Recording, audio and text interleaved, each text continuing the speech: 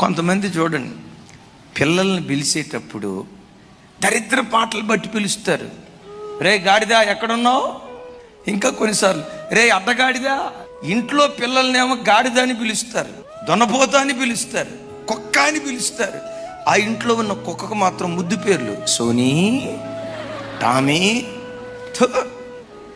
అరే కుక్కనేమో సోనీ అంటివి, కొడుకును పట్టుకునే కుక్క అంటివి. కోపం వస్తే కొట్టో, తండ్రిగా దేవుడు నీకు ఇచ్చిన అధికారం. తప్పు చేస్తే శిక్షించు, తల్లిగా దేవుడు నీకు ఇచ్చిన అధికారం అది. కానీ నోటితో ఎప్పుడు చస్తావు, నాశనం అయిపోతావు, ఆ మాట పొరపాటును రానివ్వద్దు.